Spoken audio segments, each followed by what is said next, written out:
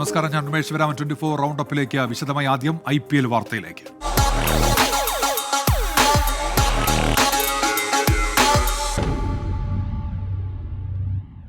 IPL 18ാം സീസണിലെ ആദ്യ ജയം റോയൽ ചലഞ്ചേഴ്സ് ബംഗളൂരുവിന്. നിലവിലെ ചാമ്പ്യന്മാരായ കൊൽക്കത്ത നൈറ്റ് റൈഡേഴ്സിനെ 7 വിക്കറ്റിന് തോൽപ്പിച്ചു. 175 റൺസ് വിജയലക്ഷ്യം RCB 16.2 ഓവറിൽ മറികടന്നു. സ്പോർട്സ് ഡെസ്കിൽ നിന്ന് അനിൽ വാസ്തവ് ചേരുന്നുണ്ട്. അനിൽ, എന്തൊക്കെയാണ് വിവരങ്ങൾ? ഉന്മേഷ്, 18ാം സീസണിൽ ആദ്യ ജയം അങ്ങനെ RCB സ്വന്തമാക്കിയിരിക്കുകയാണ്. അതൊരു തകർപ്പൻ ജയമാണ്. നിലവിലെ ചാമ്പ്യന്മാരായ കൊൽക്കത്ത നൈറ്റ് റൈഡേഴ്സിനെതിരെ 175 റൺസ് വിജയലക്ഷ്യം വെറും 16.2 ഓവറിൽ അടിച്ചെടുത്തു. അവരെന്നെ സഹായിച്ചത് വിരാട് കോഹ്ലിയുടെയും ഒപ്പം തന്നെ ഫിൽ സാൾട്ടിൻ്റെയും അർദ്ധ സെഞ്ചുറികളാണ്. വിരാട് കോഹ്ലി പുറത്താകാതെ 59 റൺസ് എടുത്തു. ഫിൽ സാൾട്ട് 56 റൺസ് എടുത്തു. ഒപ്പം തന്നെ ക്യാപ്റ്റൻ രജത് പാട്ടീദാറിൻ്റെ അതിവേഗ ഇന്നിങ്സും RCBക്ക് അതിവേഗം സ്കോർ അടിച്ചെടുക്കാൻ സഹായിച്ചു. പ്രത്യേകിച്ച് ഹർഷിത് റാണയുടെ ഒരു ഓവറിൽ 19 റൺസാണ് രജത് പാട്ടീദാർ നേടിയത്. ഇതോടുകൂടി കഴിഞ്ഞ സീസണിലെ അടക്കം കഴിഞ്ഞ 4 മത്സരങ്ങളിലും കൊൽക്കത്തയോട് തോറ്റ ചരിത്രമാണ് RCBക്കുള്ളത്. അതിനൊക്കെ തന്നെ ഒരു മറുപടി കൊടുക്കാനും സാധിച്ചു. നേരത്തെ കൊൽക്കത്ത ആദ്യം ബാറ്റ് ചെയ്ത കൊൽക്കത്തയ്ക്ക് മികച്ച തുടക്കം കിട്ടിയെങ്കിലും അവസാന 10 ഓവറിൽ കളി മറന്നതാണ് അവർക്ക് തിരിച്ചടിയായത്. ആദ്യ 10 ഓവറിൽ 107 റൺസ് എടുത്തെങ്കിൽ അടുത്ത 10 ഓവറിൽ വെറും 67 റൺസ് എടുക്കാനാണ് കൊൽക്കത്തയ്ക്ക് സാധിച്ചത്. അതുതന്നെ അവർക്ക് മികച്ചൊരു സ്കോർ പടുത്തുയർത്തുന്നതിൽ നിന്ന് അവർക്ക് തിരിച്ചടിയായി. ഒടുവിൽ ഒരു 191 എങ്കിലും വേണ്ടിയിരുന്ന ആവറേജ് സ്കോർ വേണ്ടിയിരുന്ന ഒരു ഗ്രൗണ്ടിൽ അവർക്ക് 174 ഒതുങ്ങിയത് വലിയ തിരിച്ചടിയായി. ബൗളേഴ്സിൻ്റെ നിറംകെട്ട പ്രകടനം കൂടിയായപ്പോൾ നിലവിലെ ചാമ്പ്യന്മാർക്ക് അവരുടെ കിരീടം നിലനിർത്താനുള്ള പോരാട്ടത്തിന് ഒരു മോശം തുടക്കം തന്നെയാണ് അങ്ങനെ ലഭിച്ചിരിക്കുന്നത്. ഇന്ന് അങ്ങനത്തെ ആദ്യ മത്സരം അങ്ങനെ RCB കഴിഞ്ഞ സീസണിലെ ഒരു മോശം പ്രകടനം അല്ലെങ്കിൽ കിരീടമില്ലാത്ത കാലത്തിന് ശേഷം ഇത്തവണയെങ്കിലും കിരീടം നേടാമെന്ന ആ പ്രതീക്ഷയിലേക്ക് ഒരു ഉജ്ജ്വല തുടക്കം കിട്ടിയിരിക്കുകയാണ് RCBക്ക്. അനിൽ വാസ്തവാണ് സ്പോർട്സ് ഡെസ്കിൽ നിന്ന് വാർത്തയുടെ വിശദാംശങ്ങൾ നൽകിയത്. ഇപ്പോൾ ഒരു വാർത്ത വരുന്നുണ്ട്. ഫ്രാൻസിസ് മാർപ്പാപ്പ നാളെ ആശുപത്രി വിടുമെന്നുള്ള വാർത്ത വരുന്നു. 2 മാസത്തെ വിശ്രമം വേണമെന്ന് കൂടി ഡോക്ടേഴ്സ് ഇപ്പോൾ നിർദ്ദേശിക്കുന്നുണ്ട്. കഴിഞ്ഞ ഫെബ്രുവരി 14 മാർപ്പാപ്പയെ ബ്രോങ്കൈറ്റിസ് ലക്ഷണങ്ങളെ തുടർന്ന് ആശുപത്രിയിൽ പ്രവേശിപ്പിച്ചത്. നാളെ നടക്കുന്ന IPL 2ാം മത്സരം Mumbai Indians Chennai super Kings El Clasico പോരാട്ടമാണ്. ചെന്നൈയിലെ ചെപ്പോക്ക് സ്റ്റേഡിയത്തിൽ രാത്രി 7:30 മത്സരം. ചെന്നൈയിലെ ചെപ്പോക്ക് സ്റ്റേഡിയത്തിൽ നിന്ന് മുഹമ്മദ് റഹീസ് തയ്യാറാക്കിയ റിപ്പോർട്ടിലേക്ക്. IPLൽ നാളെ എൽ ക്ലാസിക്കോ പോരാട്ടമാണ്. ആ പോരാട്ടം നടക്കുന്ന ചെപ്പോക്ക് സ്റ്റേഡിയത്തിൽ എൻ്റെ പിന്നിൽ ഈ താരങ്ങളൊക്കെയും ഇപ്പോൾ പരിശീലനം നടത്തുകയാണ്. അവസാന വട്ട പരിശീലനത്തിലാണ്. കാരണം ചെന്നൈ മുംബൈയെ നേരിടുമ്പോൾ ആ മത്സരത്തിൻ്റെ വീറും വാശിയും വളരെ വലുതാണ്.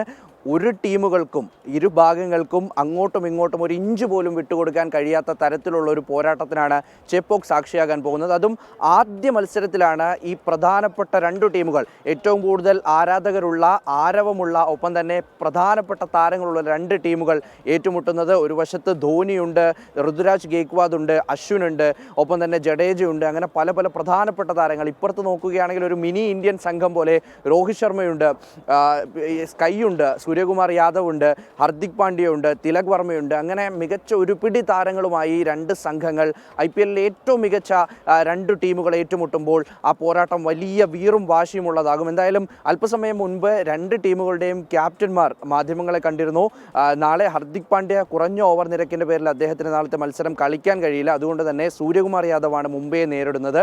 അദ്ദേഹം തങ്ങളുടെ ടീമിൽ വളരെ മികച്ച സ്പിന്നിനെ നേരിടുന്ന താരങ്ങളുണ്ട്. ചെപ്പോക്കിലെ സ്പിൻ വിക്കറ്റിൽ തങ്ങൾക്ക് പതറില്ല എന്ന് ആത്മവിശ്വാസത്തോടെ പറയുകയാണ്. We are very excited and playing the first game with CSK. I'm sure it will be a great game and a lot of excitement. So really looking forward to it. പിന്നാലെ എത്തിയ ഋതുരാജ് ഗേക്വാദും വലിയ ആത്മവിശ്വാസമാണ് പ്രകടിപ്പിച്ചത്. അദ്ദേഹം ധോണിയെക്കുറിച്ചൊക്കെ ഒരുപാട് സംസാരിക്കുകയുണ്ടായി. Definitely it inspires a lot of us, including myself, including everyone from the group. So whatever he's doing at the age of 43, I think is remarkable. It's really commendable. എന്തായാലും നാളെ രാവിലെ മുതൽ ചെപ്പോക്കിൽ ആരാധകരിങ്ങനെ എത്തി തുടങ്ങും. അത് കൂടുതലും CSK ആരാധകരായിരിക്കും. മുംബൈ ഇന്ത്യൻസിന് ഈ ആരാധകരെ കൂടി നേരിടേണ്ട ഒരു വലിയ പ്രതിസന്ധിയുണ്ട്. എന്തായാലും ഒരു ഭാഗത്ത് രോഹിത്തുണ്ട്, മറുഭാഗത്ത് ധോണിയുണ്ട്. ധോണിയെ ഏതാണ്ട് 11 മാസത്തിന് ശേഷം ഒന്നുകൂടി കളത്തിൽ കാണാൻ കഴിയുന്ന അവസരമാണ് താരങ്ങൾക്കുള്ളത്. വളരെ മികച്ച ഒരു മത്സരം നമുക്ക് പ്രതീക്ഷിക്കാം. ക്യാമറാമാൻ ശ്രീകാന്ത് ഗൗരീശപ്പെട്ടതോടൊപ്പം മുഹമ്മദ് റഹീസ്, 24 ചെന്നൈ. ഔദ്യോഗിക വസതിയിൽ നിന്നും അനധികൃത പണം കണ്ടെത്തിയ സംഭവത്തിൽ ഡൽഹി ഹൈക്കോടതി ജഡ്ജി ജസ്റ്റിസ് യശ്വന്ത് വർമ്മയ്ക്കെതിരെ ആഭ്യന്തര അന്വേഷണം പ്രഖ്യാപിച്ചു. സുപ്രീം കോടതി ചീഫ് ജസ്റ്റിസ് സഞ്ജീവ് ഖന്ന 3-അംഗ ആഭ്യന്തര അന്വേഷണ സമിതി രൂപീകരിച്ചു. ജസ്റ്റിസ് യശ്വന്ത് വർമ്മയെ ജോലിയിൽ നിന്ന് മാറ്റി നിർത്താൻ ഡൽഹി ഹൈക്കോടതി ചീഫ് ജസ്റ്റിസ് DK ഉപാധ്യായയ്ക്ക് സുപ്രീം കോടതി നിർദ്ദേശം നൽകി. ഡൽഹി ഹൈക്കോടതി ചീഫ് ജസ്റ്റിസ് DK ഉപാധ്യായ സമർപ്പിച്ച റിപ്പോർട്ടിന്റെ അടിസ്ഥാനത്തിലാണ് സുപ്രീം കോടതി ചീഫ് ജസ്റ്റിസ് സഞ്ജീവ് ഖന്നയുടെ നടപടി. ഔദ്യോഗിക വസതിയിൽ നിന്നും അനധികൃത പണം കണ്ടെടുത്ത സംഭവത്തിൽ ജഡ്ജി യശ്വന്ത് വർമ്മയ്ക്കെതിരെ ആഭ്യന്തര അന്വേഷണത്തിനായി 3-അംഗ സമിതി രൂപീകരിച്ചു. പഞ്ചാബ്, ഹരിയാന ഹൈക്കോടതി ചീഫ് ജസ്റ്റിസ് ഷീൽ നാഗു, ഹിമാചൽ പ്രദേശ് ഹൈക്കോടതി chief justice GS Sandhawalia, Karnataka ഹൈക്കോടതി ജഡ്ജി ജസ്റ്റിസ് അനു ശിവരാമൻ എന്നിവരടങ്ങുന്നതാണ് സമിതി. അന്വേഷണം പൂർത്തിയാക്കുന്നതുവരെ ജസ്റ്റിസ് യശ്വന്ത് വർമ്മയ്ക്ക് ചുമതലകൾ നൽകരുതെന്ന് ഡൽഹി ഹൈക്കോടതി ചീഫ് ജസ്റ്റിസ് DK ഉപാധ്യായയ്ക്ക് സുപ്രീം കോടതി ചീഫ് ജസ്റ്റിസ് നിർദ്ദേശം നൽകി. സംഭവത്തിൽ തെളിവുകളും വിവരങ്ങളും പരിശോധിച്ച് ജസ്റ്റിസ് DK ഉപാധ്യായ സമർപ്പിച്ച റിപ്പോർട്ടും ജസ്റ്റിസ് യശ്വന്ത് വർമ്മയുടെ വിശദീകരണവും പരസ്യപ്പെടുത്തുമെന്നും സുപ്രീം കോടതി വാർത്താക്കുറിപ്പിൽ അറിയിച്ചു. ജസ്റ്റിസ് യശ്വന്ത് വർമ്മയുടെ പേര് 2018-ൽ CBI രജിസ്റ്റർ ചെയ്ത കേസിലും പരാമർശിച്ചിരുന്നതായി റിപ്പോർട്ടുണ്ട്. സിംഫോളി ഷുഗേഴ്സ് എന്ന സ്ഥാപനത്തിനെതിരെ രജിസ്റ്റർ ചെയ്ത കേസിലാണ് വർമ്മയുടെ പേര് പരാമർശിച്ചിരിക്കുന്നത്. അലഹാബാദ് ഹൈക്കോടതി ജഡ്ജിയാകുന്നതിന് മുൻപ് സിംഫോളി ഷുഗേഴ്സിന്റെ നോൺ എക്സിക്യൂട്ടീവ് ഡയറക്ടറായിരുന്നു യശ്വന്ത് വർമ്മ. 24 ഡൽഹി. ആശാ വർക്കേഴ്സ് ഉയർത്തുന്ന വിഷയങ്ങളിൽ കേന്ദ്ര നയം മാറ്റാതെ സംസ്ഥാന സർക്കാരിന് ഒന്നും ചെയ്യാൻ കഴിയില്ലെന്ന് ആരോഗ്യമന്ത്രി വീണ ജോർജ്. സമരത്തിൽ സംസ്ഥാന സർക്കാരിനെയും മന്ത്രി വീണ ജോർജിനെയും കുറ്റപ്പെടുത്താനാകില്ല എന്നാണ് കേന്ദ്രമന്ത്രി സുരേഷ് ഗോപിയുടെ പ്രതികരണം. അതേസമയം സംസ്ഥാന സർക്കാരിനെതിരെ പ്രതിഷേധം ഘടിപ്പിച്ച് കൂട്ട ഉപവാസത്തിലേക്ക് കടക്കുകയാണ് ആശാ വർക്കേഴ്സ്. ആശാ വർക്കേഴ്സിന്റെ സമരത്തോട് വിട്ടുവീഴ്ചയില്ലെന്ന് ആവർത്തിക്കുകയാണ് സംസ്ഥാന സർക്കാർ. കേന്ദ്ര നയം മാറ്റാതെ സംസ്ഥാന സർക്കാരിന് ഒന്നും ചെയ്യാൻ കഴിയില്ലെന്ന് ആരോഗ്യമന്ത്രി വീണ ജോർജ് വ്യക്തമാക്കി. കേന്ദ്ര ആരോഗ്യമന്ത്രി JP നദ്ദയെ കാണാൻ ഇനിയും അനുമതി തേടുമെന്നും മന്ത്രി. അദ്ദേഹത്തോടുള്ള ചർച്ചയിൽ ഒരിക്കൽ കൂടി നമുക്ക് അടുത്ത ദിവസം കിട്ടുമെന്ന് പ്രതീക്ഷിക്കുന്നു. അപ്പോയിന്റ്മെന്റ് കിട്ടുകയാണെങ്കിൽ, അതിന് മറുപടി ലഭിക്കുകയാണെങ്കിൽ തീർച്ചയായിട്ടും പോയി കാണുന്നതിനാണ് തീരുമാനിച്ചിട്ടുള്ളത്. നിലപാടിൽ സർക്കാർ ഉറച്ചു നിൽക്കുമ്പോൾ ആശാ വർക്കേഴ്സ് സമരം കടുപ്പിക്കുകയാണ്. തിങ്കളാഴ്ച സെക്രട്ടേറിയറ്റിന് മുന്നിൽ കൂട്ട ഉപവാസമിരിക്കാനാണ് തീരുമാനം. ഇതിനോട് ഐക്യദാർഢ്യം പ്രഖ്യാപിച്ചുകൊണ്ട് 24-ാം തീയതി ഇവിടെ കടന്നെത്തുന്ന മുഴുവൻ ആശാ വർക്കർമാരും അതോടൊപ്പം നമ്മളെ പിന്തുണച്ചു വന്ന മുഴുവൻ സംഘടനകളും അതിനോട് ഐക്യദാർഢ്യം പ്രഖ്യാപിച്ചുള്ള കൂട്ട ഉപവാസമാണ്. അന്നേ ദിവസം ജില്ലകളിൽ അതത് സെന്ററുകളിൽ ആശാ വർക്കർമാർ ഈ ഉപവാസത്തിൽ പങ്കെടുക്കും. അങ്ങനെ ഈ നിരാഹാര സമരം തന്നെ അതൊരു സംസ്ഥാനതല നിരാഹാരമായി മാറാൻ പോവുകയാണ്. അതേസമയം ആശാ വർക്കേഴ്സിന്റെ സമരവേദി സന്ദർശന വിവാദത്തിൽ കേന്ദ്രമന്ത്രി സുരേഷ് ഗോപി പ്രതികരണവുമായി എത്തി. ആശാ വർക്കേഴ്സിനെ താൻ കണ്ടത് ആത്മാർത്ഥമായെന്ന് സുരേഷ് ഗോപി. ആശാ വർക്കേഴ്സിന്റെ പ്രശ്നങ്ങളിൽ സംസ്ഥാന സർക്കാരിന് എടുത്തുചാടി തീരുമാനമെടുക്കാൻ കഴിയില്ലെന്നും സുരേഷ് ഗോപി. അവരുടെ ആത്മാർത്ഥമായിട്ടാണ് പോയത്. ആ ആത്മാർത്ഥത അവസാനം വരെ ഉണ്ടാവും. പറയാനുള്ളത് JP നഡ്ഡ പാർലമെന്റിൽ പറഞ്ഞല്ല, ആ പറഞ്ഞത് തന്നെയാണ്. സമരത്തിന് ഐക്യദാർഢ്യം അർപ്പിച്ച് കാസർഗോഡ് നിന്നുള്ള ആശാ വർക്കേഴ്സ് സമരവേദിയിലെത്തി. കന്നഡയിൽ മുദ്രാവാക്യം വിളിച്ച് ഐക്യദാർഢ്യം.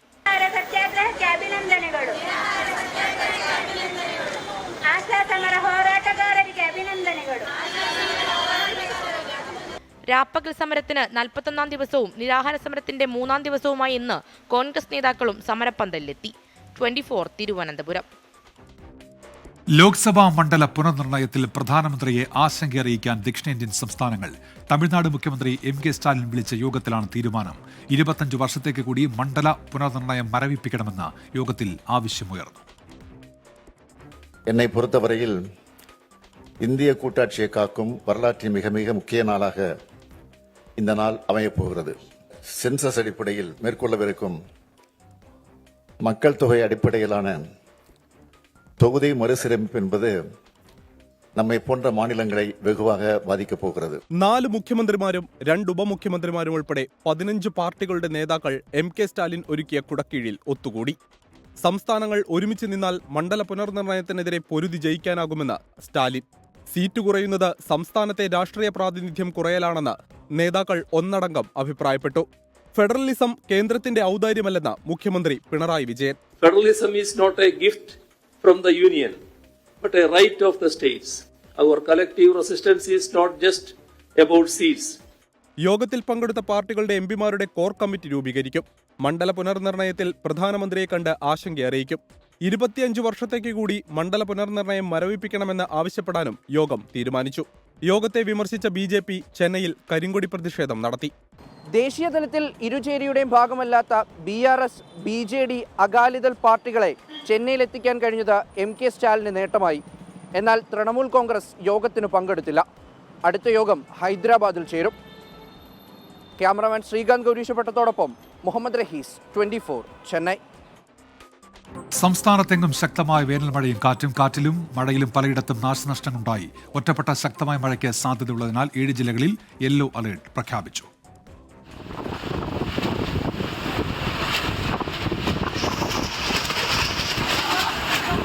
എറണാകുളത്ത് കനത്ത മഴയിൽ വീട് തകർന്നു. ഫോർട്ട് കൊച്ചി മുണ്ടൻവേലി രാജീവ് ഗാന്ധി സ്റ്റേഡിയത്തിന് സമീപത്തെ സുനിൽകുമാറിന്റെ വീടാണ് ഭാഗികമായി തകർന്നത്. അപകട സമയത്ത് വീട്ടിലുണ്ടായിരുന്നവർ ഓടി രക്ഷപ്പെട്ടു. മലപ്പുറം മച്ചിങ്ങൽ ബൈപ്പാസിലും തിരുവനന്തപുരം കുന്നത്തുകാലും മരം കടപുഴകി വീണ് നാശനഷ്ടമുണ്ടായി.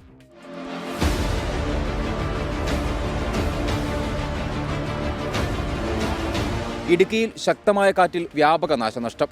Kollimala saint Mary's U P സ്കൂളിന്റെ 400ഓളം ഓടുകൾ കാറ്റിൽ പറന്നുപോയി. അധ്യാപകർ കുട്ടികളെ തൊട്ടടുത്ത കോൺക്രീറ്റ് കെട്ടിടത്തിലേക്ക് മാറ്റിയതിനാൽ ആളപായമുണ്ടായില്ല. മരങ്ങൾ കടപുഴകി വീണും ശിഖരങ്ങൾ ഒടിഞ്ഞു വീണും കൃഷിനാശവും ഉണ്ടായി. മരമൊടിഞ്ഞു വീണ ഒരു വീട് ഭാഗികമായി തകർന്നു. മലപ്പുറത്ത് ടിപ്പർ ലോറിക്കും കാറിനും മുകളിൽ മരം വീണു. പാലക്കാട് ഷൊർണൂർ കുളപ്പുള്ളിയിൽ ഇടിമിന്നലേറ്റ് തെങ്ങിന് തീപിടിച്ചു.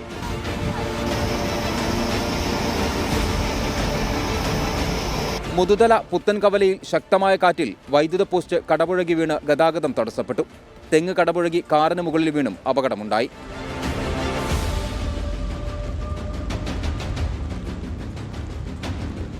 തിരുവനന്തപുരം, പത്തനംതിട്ട, എറണാകുളം, തൃശൂർ, പാലക്കാട്, മലപ്പുറം, വയനാട് ജില്ലകളിലാണ് ഇന്ന് യെല്ലോ അലർട്ട്. നാളെ മലപ്പുറം, വയനാട് ജില്ലകളിലും യെല്ലോ അലർട്ട് പ്രഖ്യാപിച്ചിട്ടുണ്ട്. വിവിധ ബ്യൂറോകൾക്കൊപ്പം ന്യൂസ് ഡെസ്ക് 24. തൃശൂരിൽ ഫോം റെയിൻ. അമ്മാടം, കോടന്നൂർ മേഖലകളിലാണ് പദമഴ പെയ്തത്. വൈകുന്നേരം തൃശൂരിലെ വിവിധയിടങ്ങളിൽ കനത്ത മഴ പെയ്തിരുന്നു. ചെറിയ ചാറ്റൽ മഴയ്ക്കൊപ്പം പാറിയെത്തിയ പദ. എന്താണ് സംഭവിക്കുന്നതെന്ന് പലർക്കും മനസ്സിലായില്ല. കുട്ടികൾ പദ കയ്യിലെടുത്ത് കളിച്ചു. മുതിർന്നവർ കാര്യം തിരക്കി. സംഭവം പദമഴ തന്നെ, ഫോം റെയിൻ.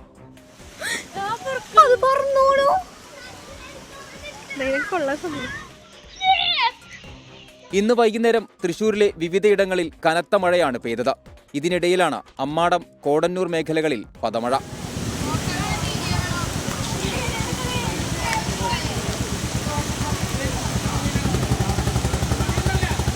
സാധാരണഗതിയിൽ 2 സാഹചര്യങ്ങളിലാണ് ഇത്തരം മഴ പെയ്യുകയെന്ന് കാലാവസ്ഥാ വിദഗ്ധർ പറയുന്നു.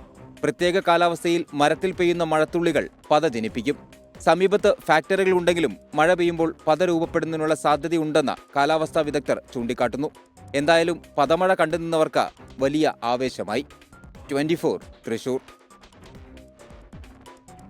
ഫ്രാൻസിസ് മാർപ്പാപ്പ നാളെ ആശുപത്രി വിടും. ശ്വാസകോശ സംബന്ധമായ അസുഖത്തെ തുടർന്ന് കഴിഞ്ഞ മാസം 14-നാണ് മാർപ്പാപ്പയെ ആശുപത്രിയിൽ പ്രവേശിപ്പിച്ചത്. മാർപ്പാപ്പയ്ക്ക് 2 മാസത്തെ വിശ്രമം ആവശ്യമാണെന്ന് ഡോക്ടേഴ്സ് അറിയിച്ചു. വിവരങ്ങളുമായി ആൻസി അന്ന ഇപ്പോൾ ചേരുന്നുണ്ട് ന്യൂസ് ഡെസ്കിൽ. ആൻസി, എന്തൊക്കെയാണ് വിവരങ്ങൾ? ഉന്മേഷ്, വത്തിക്കാനിൽ നിന്ന് വരുന്ന വാർത്ത വിശ്വാസികളെ സംബന്ധിച്ച് വളരെ ആശ്വാസകരമാണ്. കഴിഞ്ഞ മാസം 14-ാം തീയതി മുതൽ വിശ്വാസികൾ എല്ലാവരും തന്നെ പ്രാർത്ഥനയിലായിരുന്നു. ആ പ്രാർത്ഥനയുടെ ഒരു ഫലം എന്ന നിലയിൽ പോപ്പ് ആശുപത്രി വിടുകയാണ്. കഴിഞ്ഞ മാസം 14-ാം തീയതിയാണ് പോപ്പിനെ ആശുപത്രിയിൽ പ്രവേശിക്കുന്നത്. 2 ശ്വാസകോശത്തിലും കടുത്ത ന്യൂമോണിയ ബാധിച്ചതിനെ തുടർന്ന് പോപ്പിൻ്റെ ആരോഗ്യനില ഗുരുതരമായി തുടരുകയായിരുന്നു. കഴിഞ്ഞ 2 ആഴ്ചയായിട്ട് മാർപ്പാപ്പയുടെ ആരോഗ്യനിലയിൽ തൃപ്തികരമായിരുന്നു. അതിനെ തുടർന്നാണ് നാളെ ആശുപത്രി വിടാൻ പോകുന്നത്. 2 ആഴ്ചത്തെ വിശ്രമം വേണമെന്നാണ് ഡോക്ടർമാർ നിർദ്ദേശിച്ചിട്ടുള്ളത്. ഗുരുതരമായ ശ്വാസകോശ അണുബാധ മൂലം ആശുപത്രിയിൽ പ്രവേശിപ്പിച്ച മാർപ്പാപ്പ നാളെ ആശുപത്രി വിടുന്നു എന്നത് വിശ്വാസികളെ സംബന്ധിച്ച് വളരെ ആശ്വാസകരമായ വാർത്തയാണ്. അതുപോലെ തന്നെ മാർപ്പാപ്പ നാളെ വിശ്വാസികളെ അഭിസംബോധന ചെയ്തേക്കുമെന്നും വത്തിക്കാൻ റിപ്പോർട്ട് ചെയ്യുന്നുണ്ട്. ഉന്മേഷ്, ആൻസി അന്നയാണ് ന്യൂസ് ഡെസ്കിൽ നിന്ന് വിശദാംശങ്ങൾ നൽകിയത്. മലപ്പുറം മാറഞ്ചേരി മുക്കാലയിൽ ക്ലബിന്റെ ഓഫീസിന് തീയിട്ടു എന്ന് പരാതി. 2 യുവാക്കൾക്ക് പൊള്ളലേറ്റു. പരിക്കേറ്റവരെ ചങ്ങനംകുളത്തെ ആശുപത്രിയിലേക്ക് മാറ്റിയിട്ടുണ്ട്. സമീർ ബിൻ കരീം വിശദാംശങ്ങളുമായി ഇപ്പോൾ ചേരുന്നുണ്ട് മലപ്പുറത്ത് നിന്ന്. സമീർ, എന്തൊക്കെയാണ് വിവരങ്ങൾ? ഉന്മേഷ്, രാത്രി 10 മണിയോട് കൂടെയാണ് സംഭവം ഉണ്ടാകുന്നത്. മലപ്പുറം ജില്ലയിലെ മാറഞ്ചേരി മുക്കാലയിലാണ് ഈ ക്ലബിന്റെ ഓഫീസിന് തീയിട്ടിരിക്കുന്നത്. ഈ സമയത്ത് ഓഫീസിൽ ഏതാനും ചില യുവാക്കൾ ഉണ്ടായിരുന്നു. അതിൽ 2 പേർക്കാണ് നിലവിൽ പൊള്ളലേറ്റിരിക്കുന്നത്. പനമ്പാട് സ്വദേശി അബി എന്ന് പറയുന്ന 23-കാരനും ആദർശ് എന്ന് പറയുന്ന 22-കാരനുമാണ് പൊള്ളലേറ്റിരിക്കുന്നത്. ഇവരുടെ കയ്യിലും മുഖത്തുമാണ് നിലവിൽ പൊള്ളൽ ഉള്ളത് എന്നുള്ളതാണ് അറിയാൻ കഴിയുന്നത്. ഇവരെ നിലവിൽ ചങ്ങരംകുളത്തെ സ്വകാര്യ ആശുപത്രിയിലേക്ക് പ്രവേശിപ്പിച്ചിരിക്കുകയാണ്. 5ഓളം പേരടങ്ങുന്ന ഒരു സംഘമാണ് എത്തി തീയിട്ടത് എന്നുള്ളതാണ് ഇതുമായി ബന്ധപ്പെട്ട് നമുക്ക് അറിയാൻ കഴിയുന്നത്. കഴിഞ്ഞ ദിവസം ഈ സമീപത്തെ കണ്ണാത്തേൽ ക്ഷേത്രത്തിൽ ഉത്സവം നടന്നിരുന്നു. ഉത്സവത്തിനിടെ ക്ലബ്ബിലംഗങ്ങളും മറ്റുള്ള യുവാക്കളും ചേർന്ന് ഒരു സംഘർഷാവസ്ഥ ഉണ്ടാകുന്ന ഒരു സാഹചര്യം ഉണ്ടായിരുന്നു. അതിന്റെ പ്രതികാരം എന്നോണമാണ്, അല്ലെങ്കിൽ അതിന്റെ തുടർച്ചയാണ് ഇപ്പോൾ നടന്ന അക്രമം എന്നുള്ളതാണ് പോലീസ് വ്യക്തമാക്കുന്നത്. ഇതുമായി ബന്ധപ്പെട്ട് പെരുമ്പടപ്പ് പോലീസ് ഇതുമായി ബന്ധപ്പെട്ട നടപടികൾ സ്വീകരിച്ചു വരികയാണ്. ശരി, സമീർ ബിൻ കരീമാണ് വിശദാംശങ്ങൾ നൽകിയത്. അക്രമത്തിനും ലഹരിക്കുമെതിരെ 24 ജനകീയ പ്രതിരോധ യാത്ര തുടരുകയാണ്. ജനഹൃദയങ്ങൾ കീഴടക്കി SKN40. VPS Lakeshore presents SKN40, presented by VPS Lakeshore, co-presented by Lulu Group India, Ujala Fabric Conditioner, co-powered by MyG Future, Xylem Learning App, Indian Institute of Commerce, Lakshya, celebrating partners, Joya Lucas, Jain Deemed to be University Kochi, VKC Dibon, Swayamvara Silks, NIMS, a unit of NI Educational Trust, MGM Educational Institutions, Medimix, Benny's Royal Tours Private Limited, Rich Max Finvest, G-Tech Computer Education, Milma, New Rajasthan Marbles.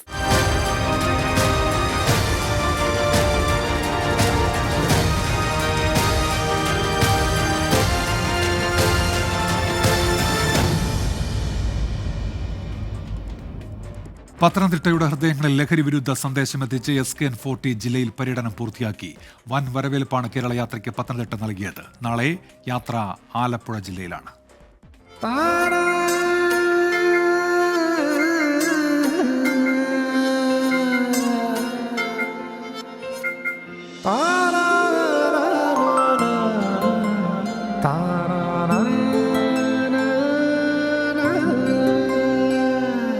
പമ്പയാറും പള്ളിയോടവും പടയണിയും വഞ്ചിപ്പാട്ടും Aranmula കണ്ണാടിയുമടക്കം പത്തനംതിട്ടയുടെ സവിശേഷതകളെ തൊട്ടറിഞ്ഞുള്ള യാത്ര. ഇന്നലെ അടൂരിൽ നിന്നും ആരംഭിച്ച ലഹരിക്കെതിരായ സന്ദേശം പത്തനംതിട്ടക്കാരുടെ മനസ്സുകളിൽ നിറച്ച യാത്ര ഇന്നും മുന്നേറി.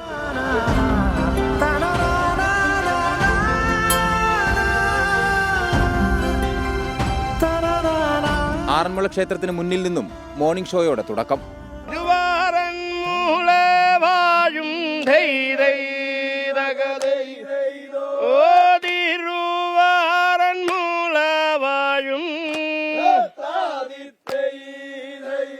അൻപത്തിയാറ് വർഷം മുൻപുണ്ടായ വിമാനാപകടത്തിൽ വീരമൃത്യു വരിച്ച ധീരജവാൻ തോമസ് ചെറിയാന്റെ കാരൂർ സെന്റ് പീറ്റേഴ്സ് ഓർത്തഡോക്സ് പള്ളിയിലെ ശവകുടീരം SKN സന്ദർശിച്ചു.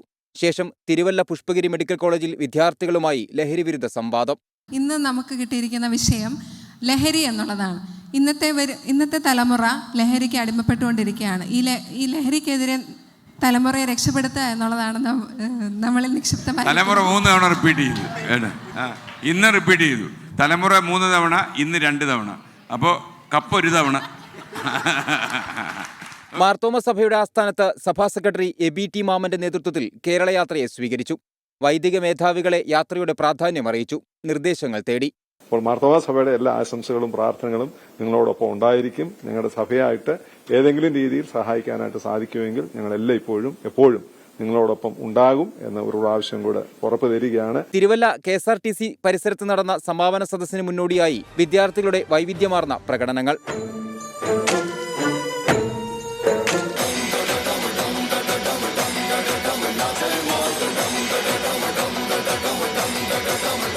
ജനപ്രതിനിധികൾക്കും വിവിധ രാഷ്ട്രീയ പാർട്ടി നേതാക്കൾക്കും പുറമെ ഡോക്ടർ ഗീവർഗീസ് മാർ കൂറിലോസ്, യോഗക്ഷേമ സഭാ നേതാവ് അക്കീരമൺ കാളിദാസ ഭട്ടതിരിപ്പാട് തുടങ്ങി നിരവധി പ്രമുഖർ സമാപന സദസ്സിൽ പങ്കാളികളായി. എഴുത്തുകാരൻ ബെന്യാമിൻ, ആന്റോ ആന്റണി MP, പ്രമോദ് നാരായണൻ MLA എന്നിവരും വിവിധയിടങ്ങളിലെത്തി കേരള യാത്രയ്ക്ക് പിന്തുണയറിയിച്ചു. ജില്ലയിലെ പോലീസ് എക്സൈസ് മേധാവികളും SKN40 ചേർന്നു. 24 പത്തനംതിട്ട. SKN നയിക്കുന്ന കേരള യാത്രയുടെ പൂർണ്ണരൂപം പ്രേക്ഷകർക്ക് കാണാം. 24 SKN40 എന്ന കവറുള്ള യൂട്യൂബ് പേജിലും സോഷ്യൽ മീഡിയ പേജുകളിലും ഇത് ലഭ്യമാണ്.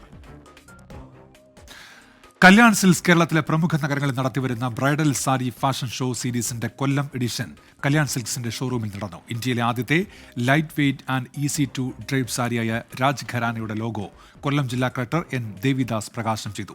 Kalyan silks executive director Mahesh Pattabhiraman, Kalyan hyper market executive director Madhumathi Mahesh എന്നിവർ ഭദ്രദീപം തെളിയിച്ചു.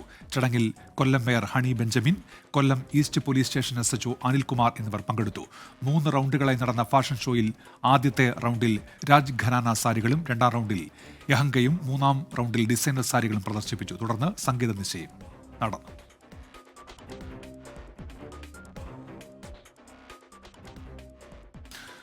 കൊല്ലം പൂർ ഹോമിന് Lulu group chairman MA Yusuff അലിയുടെ റമദാൻ സമ്മാനം. അന്തേവാസികളുടെ ക്ഷേമത്തിനായി 25 ലക്ഷം രൂപ കൈമാറി.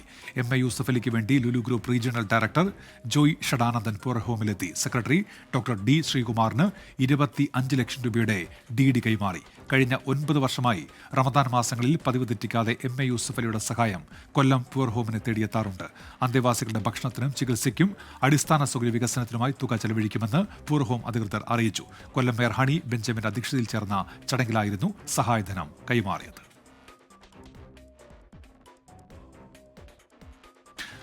പുതിയ കമ്മിറ്റികളെ നിശ്ചയിക്കുന്നതിന് പാർട്ടി സമ്മേളനങ്ങളിൽ മത്സരം അനുവദിക്കേണ്ടെന്ന് CPI തീരുമാനം. എല്ലാ തിരഞ്ഞെടുപ്പുകളും സമവായത്തിലൂടെ വേണം എന്നാണ് സംസ്ഥാന എക്സിക്യൂട്ടീവിന്റെ നിർദ്ദേശം. സമ്മേളനങ്ങളിൽ അനാരോഗ്യകരമായ ചർച്ചകൾക്ക് വിലക്കേർപ്പെടുത്താനും സംസ്ഥാന എക്സിക്യൂട്ടീവ് നിർദ്ദേശിച്ചു. 24 എക്സ്ക്ലൂസീവ്. 25ാം പാർട്ടി കോൺഗ്രസിന് മുന്നോടിയായി നടക്കുന്ന സമ്മേളനങ്ങൾ ലോക്കൽ തലം കടന്ന് മണ്ഡലം തലത്തിലേക്ക് എത്തുമ്പോഴാണ് CPI സംസ്ഥാന നേതൃത്വം പെരുമാറ്റച്ചട്ടം കൊണ്ടുവരുന്നത്. വ്യാഴാഴ്ച ചേർന്ന സംസ്ഥാന എക്സിക്യൂട്ടീവാണ് പെരുമാറ്റച്ചട്ടത്തിന് അന്തിമ രൂപം നൽകിയത്. അസിസ്റ്റന്റ് സെക്രട്ടറി E ചന്ദ്രശേഖരൻ കൺവീനറായ സംഘടനാ സബ് കമ്മിറ്റിയാണ് പെരുമാറ്റച്ചട്ടം തയ്യാറാക്കിയത്. സമ്മേളനങ്ങളിൽ മത്സരം അനുവദിക്കേണ്ടതില്ലെന്നതാണ് പെരുമാറ്റച്ചട്ടത്തിലെ പ്രധാന നിർദ്ദേശം.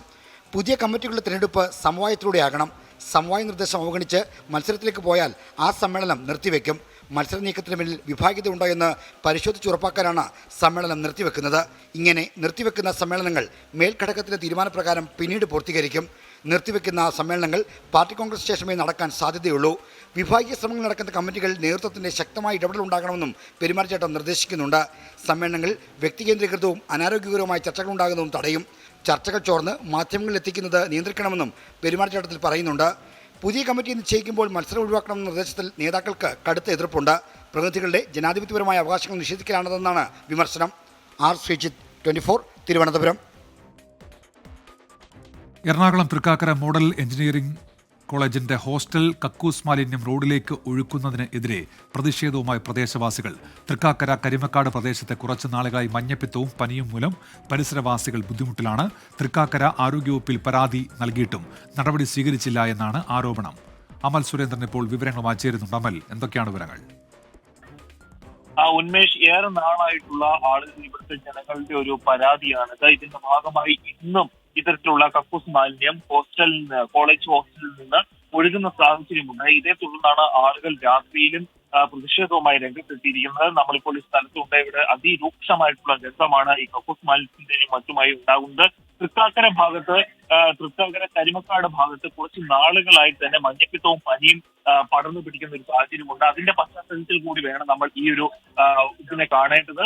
ഏതായാലും ഈ ഒരു വിഷയത്തിൽ ഇപ്പോൾ പോലീസ് ഇവിടെ എത്തി പ്രതിഷേധക്കാരെ അനുനയിപ്പിക്കുവാനുള്ള ശ്രമങ്ങളുമായി മുന്നോട്ട് പോവുകയാണ്. പക്ഷെ ഇതുവരെയും പ്രതിഷേധം തണുത്തിട്ടില്ല. ആളുകൾ ഇതിനൊരു ശാശ്വതമായ പരിഹാരം വേണമെന്ന് പറഞ്ഞുകൊണ്ട് പ്രതിഷേധിക്കുക തന്നെയാണ്. ഏതായാലും കോളേജിന്റെ ഭാഗത്ത് നിന്ന് കുറെ കൂടി വ്യക്തമായി ഇതിനൊരു പരിഹാരം കാണാൻ മുന്നിട്ട് വരണം എന്ന് തന്നെയാണ് ഇവിടുത്തെ പ്രദേശവാസികളുടെ ആവശ്യം. ഉന്മേഷ്, അമൽ സുരേന്ദ്രനാണ് വിശദാംശങ്ങൾ നൽകിയത്.